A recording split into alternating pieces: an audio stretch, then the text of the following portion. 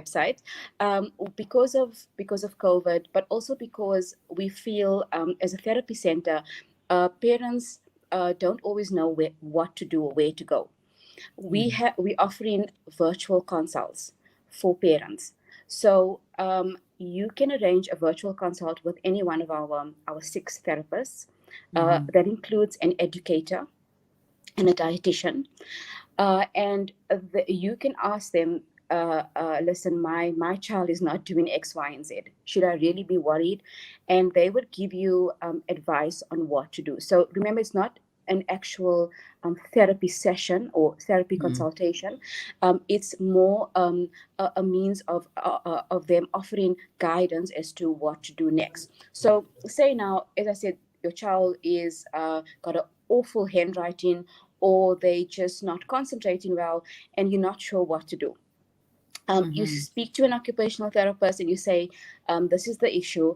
And if it's only, for example, say, just her fine motor skills, and there really doesn't seem to be anything else that's a problem, or there's a lag in.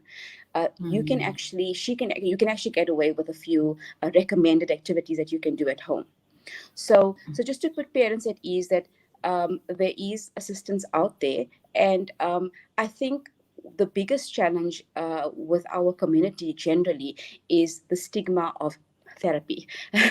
So, and I think people need to understand that that it's not just about having attending therapy because I have a major problem, or I have a disability, or I have an intellectual problem, and it's more about enhancing and optimizing your kids' development, so that they can, as I said, actualize their potential.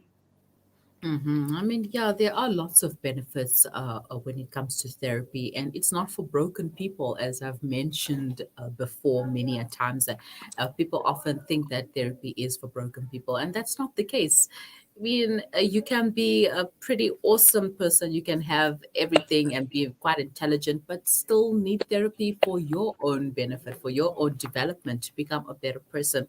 Yes. Now, speaking about the interventions that you can take, like therapy.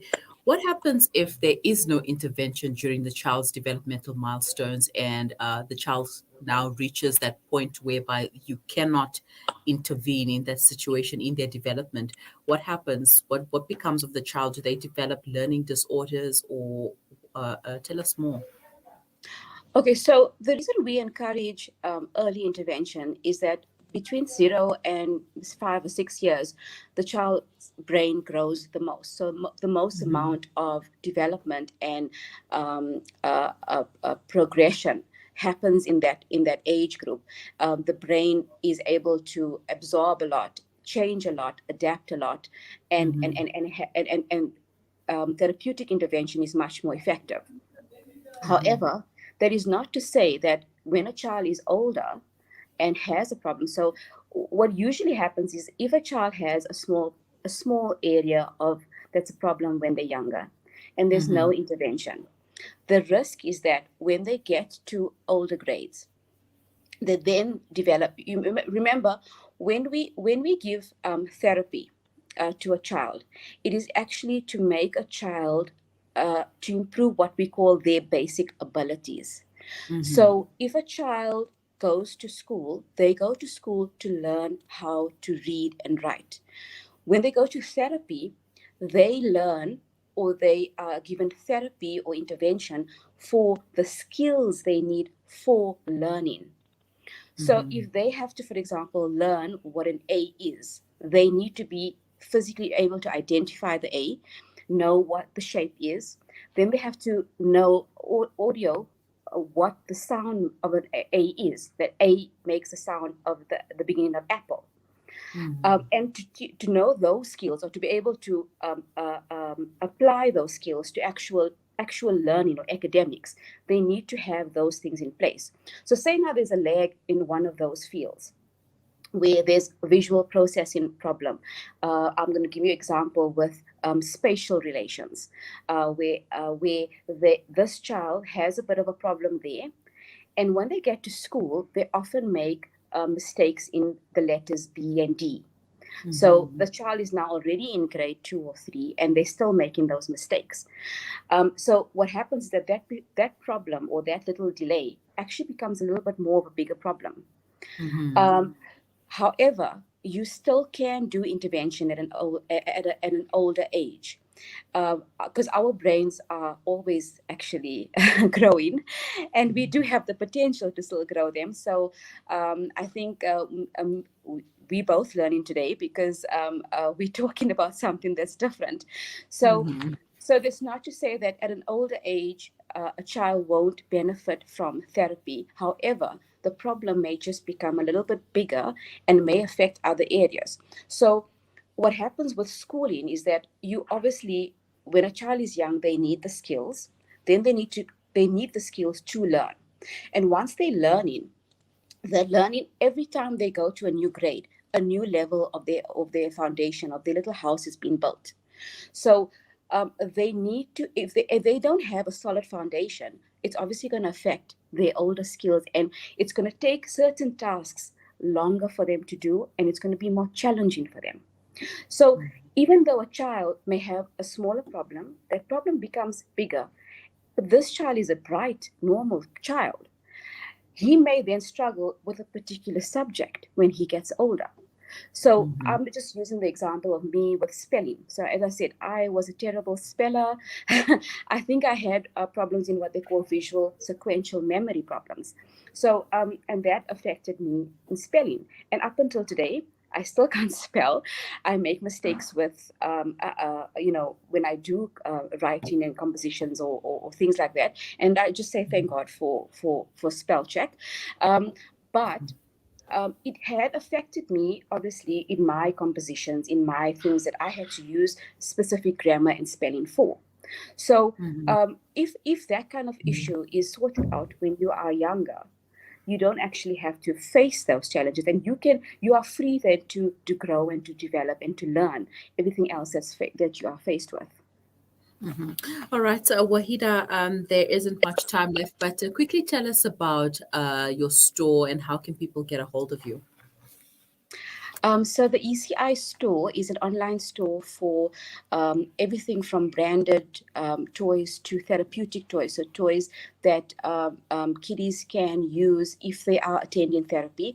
It's got normal toys, normal quality toys. We have two main requirements for our toys, and the one is that it must stimulate development in some way, and the second is it has to have a fun element. Mm-hmm. So that's the toys we keep. What's nice about it is that the toys are almost reviewed or endorsed by pediatric or child experts. And what we also have offer on the store on the website is you can ask us for advice. So we have what they call the Ask the Therapist page. So if you're not sure what to buy, if you're not sure what's appropriate for your kid, or you're buying for your nephew or your grandchild, and you know what he likes, but you just don't know if that's going to be appropriate, you can Mm-hmm. actually ask us on that page or even WhatsApp us, and we'll make some recommendation then according to your budget. So the information about our therapy center is also on the website. And their profiles in terms of a brief profile on each of them is on the website. We also have a blog, so that's a blog written by various therapists all related to childhood development. Mm-hmm. Okay, it's ECI Store. .co.za. All right. So, shukran so much for your time, Wahida, and for sharing that with us. I'm going to be on the website at the moment. I have a child who's almost going to 3. So, yeah, definitely need to look into those milestones. Shukran and Great. have a wonderful day. Assalamu You alaikum. too. Walaikum salam. That was occupational therapist Waheeda Esssop taking us through a child's developmental milestones and what to do if your child does not fulfill some of those milestones. You can visit ecistore.co.za for more information when it comes to toys, what type of toys you can purchase for your kids or your friends' kids, your neighbors' kids, your own nieces and nephews. And also, there are some fun and educational things that you can do. You can get a milestone checklist over there. I'm going to go and have a look at it right now, and we will be right back. So stay with us.